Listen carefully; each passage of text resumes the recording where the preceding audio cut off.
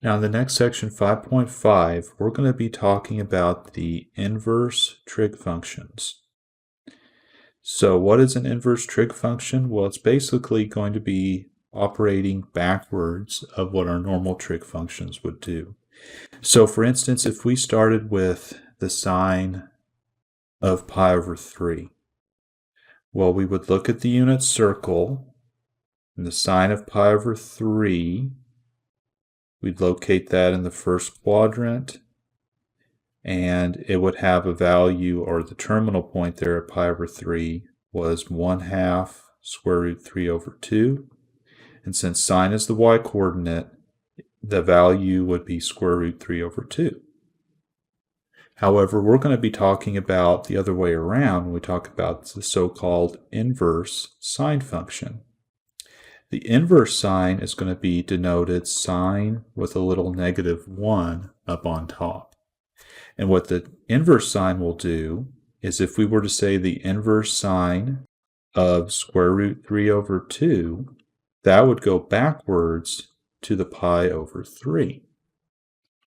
So sine takes the pi over 3 and looks for the y-coordinate, whereas the sine inverse starts from the y-coordinate and goes backward to the value of t, or the angle for t, that we were using on the unit circle.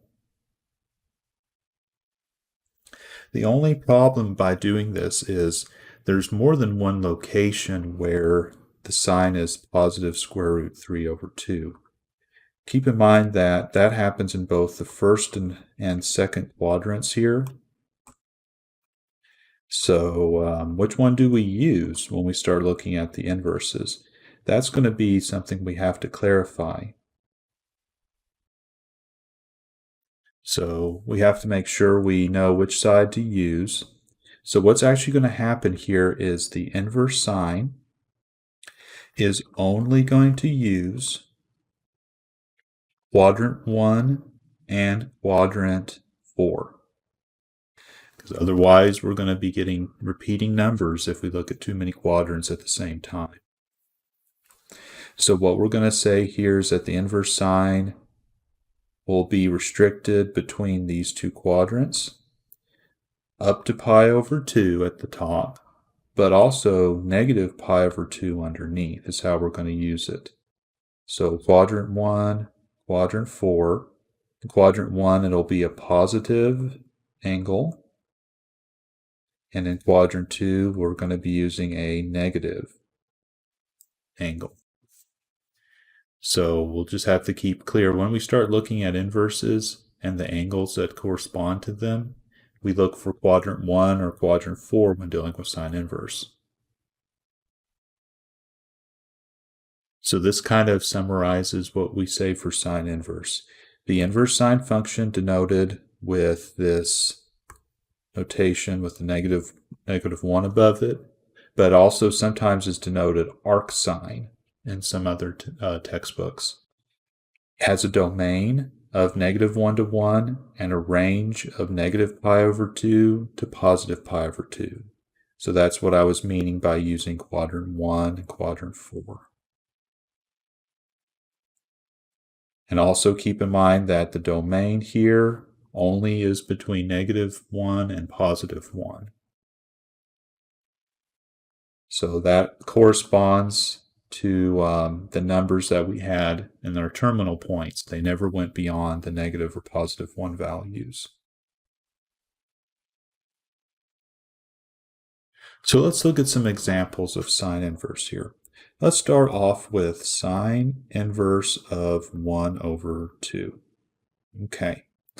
What we want to do is, again, look in the first quadrant or the fourth quadrant, only those two quadrants, and locate where the y-coordinate for sine is equal to 1/2. So when we look in the first quadrant, there was a terminal point that went square root 3 over 2, 1/2. That happened at pi over 6. So once we recognize that that's where the sine is a positive 1/2, we know the inverse sine of 1/2 is equal to pi over 6. Now if we look at the other one here that says sine inverse of negative square root 2 over 2, what we do is we check the two quadrants for the sine inverse between negative pi over 2 and positive pi over 2. Which quadrant would we see a y-coordinate of negative square root 2 over 2? Indeed, that would be down in quadrant 4 here, where the x is positive and the y is negative. So if we find that the y-coordinate here is negative square root 2 over 2, that's going to be the location, but let's check what that is. Now technically there are two ways of identifying this location. On our full unit circle we called it 7 pi over 4. But technically we need to call it here negative pi over 4 because we're trying to fit it to negative pi over 2, or a negative angle in quadrant 4. So the answer to this is the sine inverse of negative square root 2 over 2 is equal to negative pi over 4.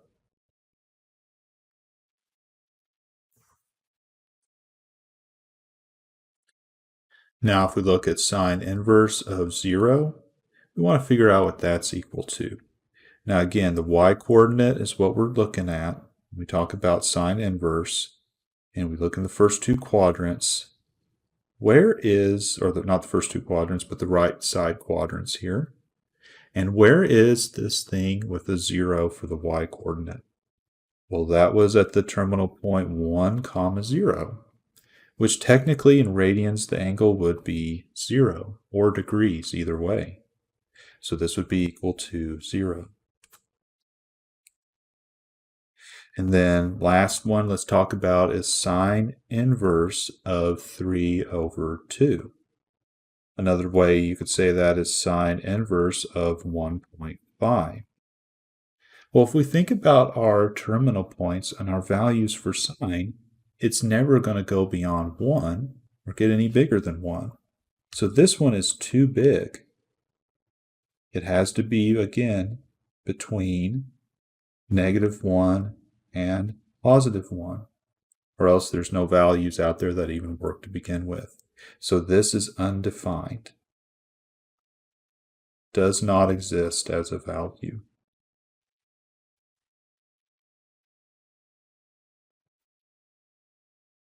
Now, as a general rule of thumb, functions and their inverses cancel each other out. However, because we have some restricted numbers here in the cases of the sine inverse, we have to only cancel in certain circumstances. And so here's the situations. Sine of sine inverse of x will cancel to an x only if we're looking between -1 and +1 for x. The other way around, sine inverse of sine of x will cancel out to x only if our x is an angle between -pi over 2 in the fourth quadrant and +pi over 2 at the top of the first quadrant. So when I look at this situation, we'll start off with sine inverse of sine of pi over 3.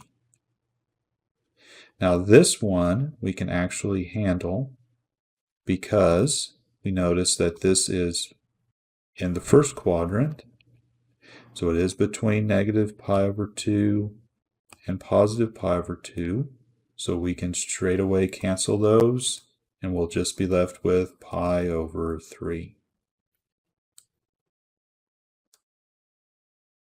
And then if we look at the next one, however, it says sine inverse of the sine of 2 pi over 3. Well, in this case, we're looking at quadrant 2. So it's no longer between -pi over 2 and +pi over 2. So in order to do this, I'm just going to figure out what is the sine of 2 pi over 3.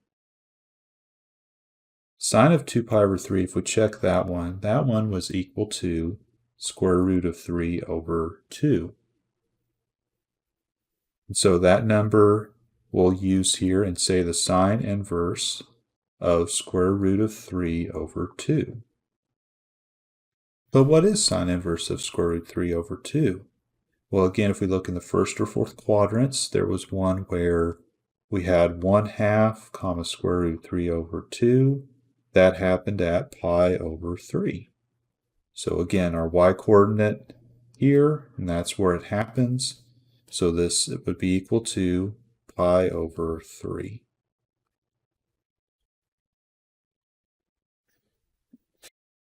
Now that we've seen the inverse sine, let's talk about the inverse cosine. Again, it's going to be denoted much like inverse sine with that little -1 up there on top. Let's think about a number specifically here. Let's say cosine inverse of 1/2. Well, now we're looking at cosine, so we're talking about the x-coordinate on the unit circle. So if we look at the unit circle in its entirety, there's a location in the first quadrant with, again, 1/2 square root 3 over 2, and that was at pi over 3. Now we see the x-coordinate that we're looking at, and that's located at pi over 3. However, there's another location, right, down in the fourth quadrant with the exact same value for x. And on our unit circle, when we had filled it out, we called that 5 pi over 3. So the question is, which one do we choose? When we do the inverse, much like the sine, we're going to only be restricted to 2 quadrants. So what we're going to use is only use quadrant 1 or quadrant 2. So we're actually only going to look at the upper half of the unit circle when we start to look for the values of the inverse for inverse cosine. So we're not even going to look at the bottom here. We're just going to look at that one in the first quadrant and say that cosine inverse of 1/2 is equal to pi over 3. So our search will go between 0 and pi when we start looking at the inverse cosine to represent quadrant 1 or quadrant 2. And so this is the formal definition here for cosine inverse.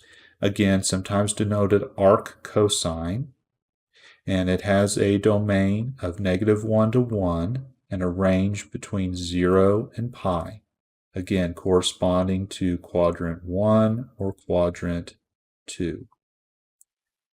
So we'll be looking at the x-coordinate and looking at the angles and trying to figure out what the inverse is from there. So let's start off with cosine inverse of the square root of 3 over 2. Okey-doke. In this case, we have to look again, first or second quadrant. Where is cosine inverse equal to square root 3 over 2? Or the x-coordinate here. We know one in the first quadrant where it goes square root 3 over 2, comma 1/2, and that was at pi over 6. So there's our x-coordinate, and our inverse would be the location pi over 6.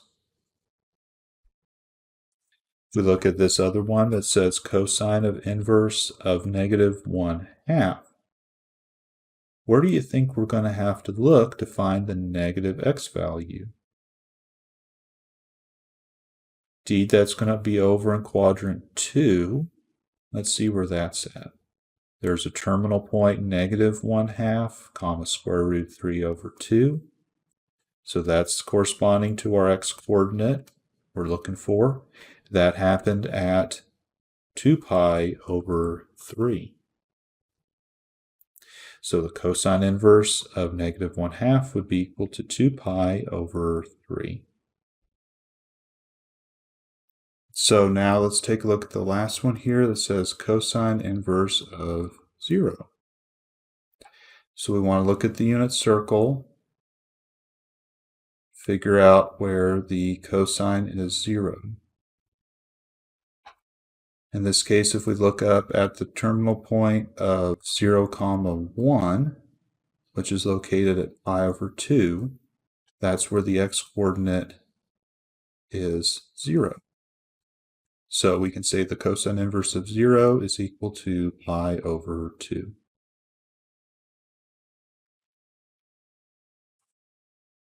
For the cosine, we also have similar cancellation properties. It says cosine of cosine inverse of x is equal to x, only if x is between -1 and 1, and cosine inverse of cosine of x is equal to x if x is between 0 and pi. So if we look at the cosine inverse of the cosine of 2 pi over 3, we'll check that the 2 pi over 3 here, in this case it's in quadrant 2, so it is between 0 and pi. So the cancellation properties for cosine will work here. We can cross them right out and just say this is equal to 2 pi over 3. However, for the next one here that says cosine inverse of cosine of 5 pi over 3, well, when we look at 5 pi over 3, that's over in quadrant 4. So it's not actually between 0 and pi. So what we need to do here is figure out what the cosine of 5 pi over 3 is equal to. Cosine 5 pi over 3 is going to be equal to, from the fourth quadrant, positive 1/2. So this is going to turn into the cosine inverse of 1/2. Okay, and so cosine inverse of 1/2, so cosine inverse of 1/2 is equal to pi over 3.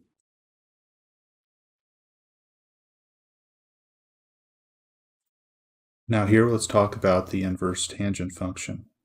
The inverse tangent is going to be denoted same way that we've been doing the others, tangent with a little -1 over it, sometimes referred to as arctangent. And it has a domain, however, of all real numbers and a range between -pi over 2 and pi over 2. But notice here they put parentheses. That means that we do not include the negative or positive pi over 2. But we are still looking at the same two quadrants that we did for the sine function, the quadrant 1 or quadrant 4.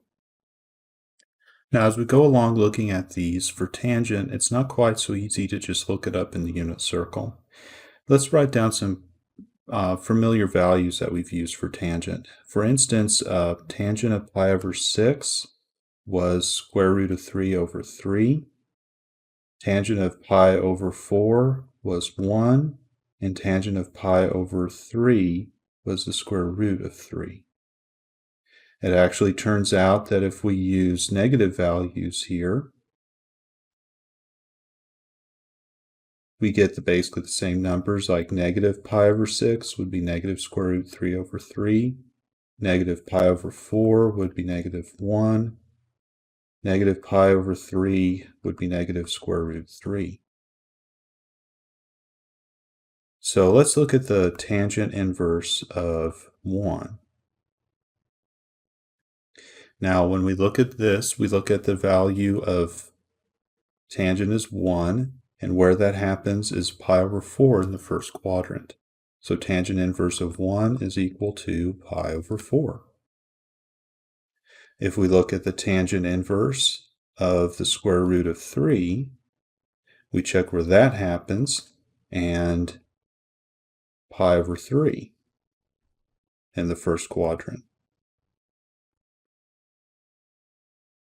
If we look at tangent inverse of negative square root 3, so I laid out the negative values here as well. Negative square root 3 goes with negative pi over 3.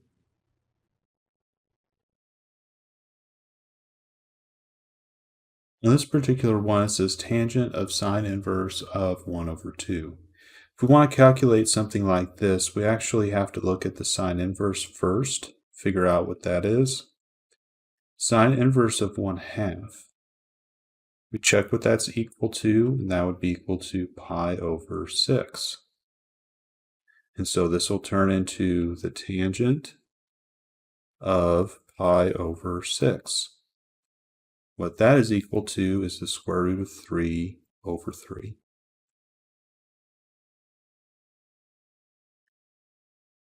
Cancellation properties for tangent follow along similar to the others.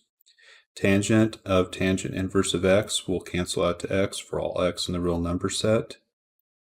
Tangent inverse of tangent of x will cancel out to x for x between negative and positive pi over 2.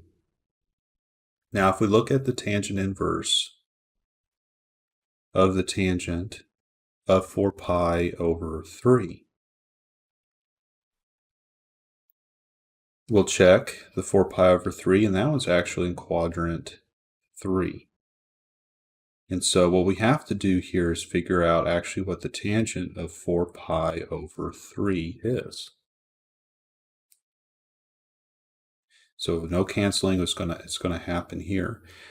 Tangent of 4 pi over 3 is going to actually just be the square root of 3.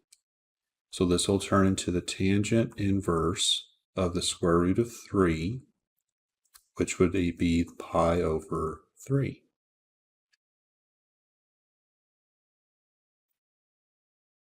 Now this last one that says tan of tan inverse of 60. Now in this case, we have a different order to the tan and tan inverse. Tan coming first, followed by tan inverse, always cancels. Okay, so if we have tangent, and then we have tan inverse on the inside of that, the other way around. So we can just cancel that right away and say that this is equal to 60. So in example 7, let's take a look at our calculators and how we do inverses in there. So let's start with the sine inverse of 0.82. Now, in order to plug in inverses into the calculator, we're going to basically be using the same buttons that we did for sine, cosine, or tangent, but we have to press the second button first. So when we press the second button, we press here sine, and that'll give us the sine inverse. Now mode does make a difference. I'm currently in radian mode at the moment. So let's go ahead and put that in with radian mode. We've been using radians this whole section so far. So it'll come out to be approximately this much. And so when I round that off to approximately 0.9614. Okay, we can do the cosine inverse here as well. Say cosine inverse of 5 over 7.